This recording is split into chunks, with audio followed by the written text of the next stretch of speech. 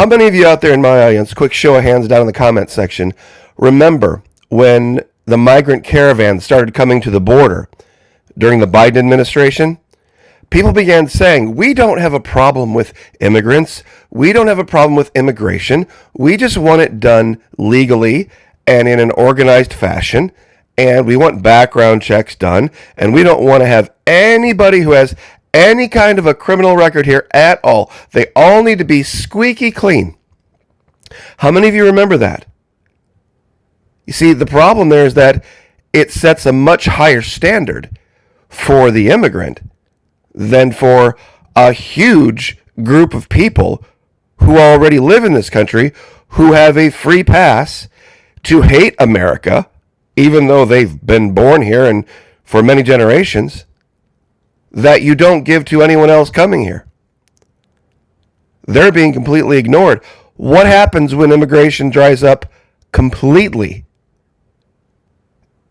Mark my words, the combination of the tariffs and interest rates and the lack of cheap labor is going to have a devastating long-term effect that I don't think any president is going to fix in our lifetimes.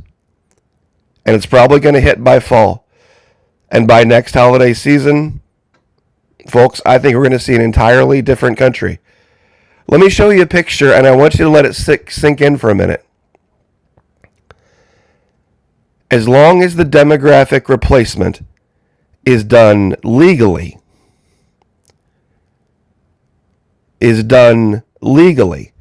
you're okay with it.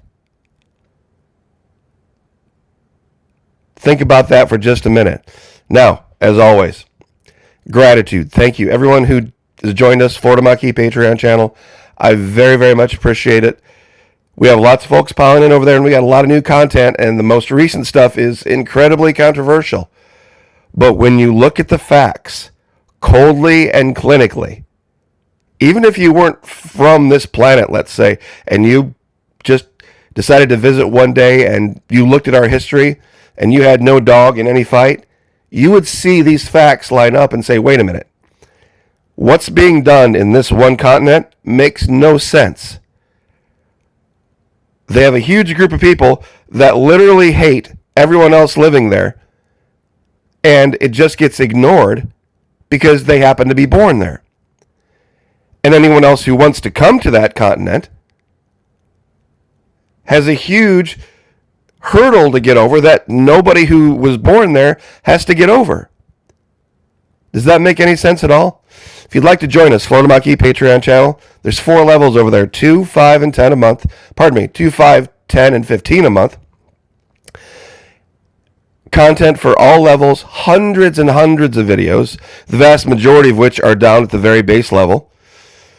You get a huge discount if you sign up for an entire year. And here's the best part. For the next 90 days, May, June, and July, fully refundable. First 90 days, no questions asked. God bless everyone who's over there. I very, very much appreciate it. Let's get right to it. You see, there's a difference between those of us who founded this country and those of us, well, who think we're all evil. And it can be encompassed in the writings of Shakespeare.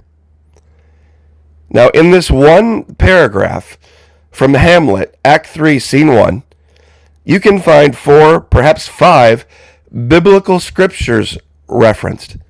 Now, in the scene, real quick, 30-second version, Ophelia, on the right, is attempting to return the love letters that Hamlet has written her. She's attempting to break up with him.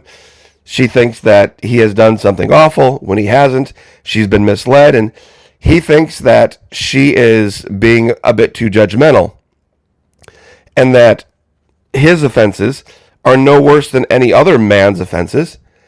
And if she thinks she's going to find somebody better, she needs to find her way to a nunnery, because she never will.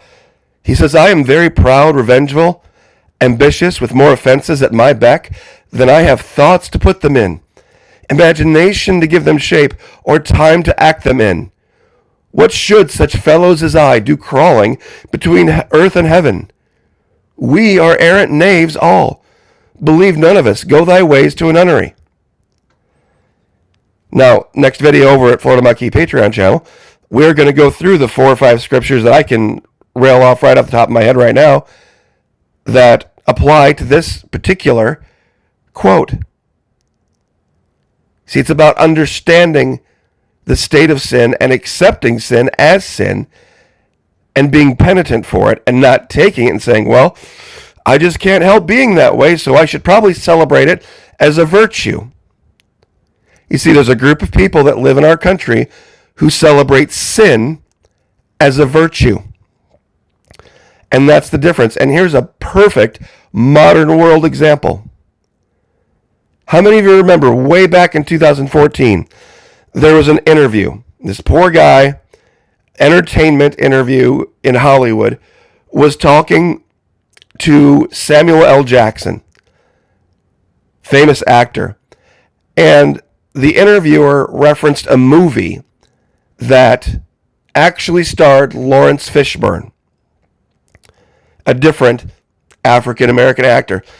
And Samuel L. Jackson just absolutely blasted this guy as horribly racist. Oh, we all look alike to you, don't we? And all this garbage. Simply, it was an easy mistake to make. It was an easy mistake to make, but of course, because the interviewer was white and the person being interviewed, well, wasn't,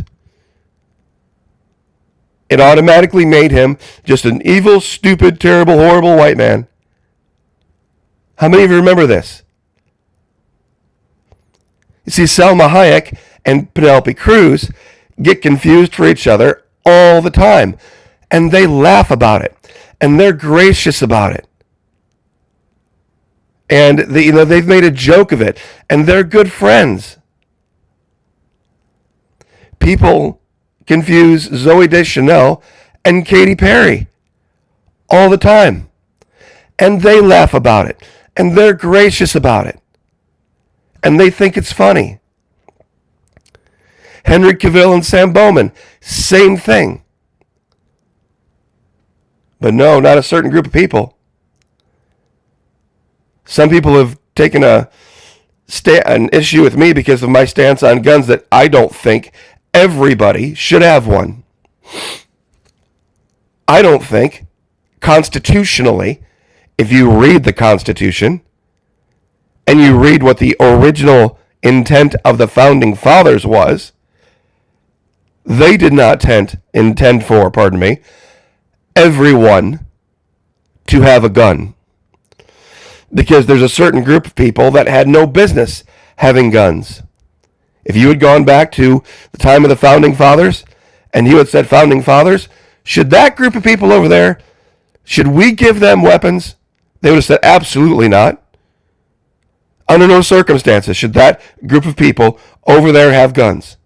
I promise you they would have. In fact, if you would have been caught giving that group of people guns, they would have jailed you. They would have gotten rid of you, and they would have deported you for giving that group of people guns.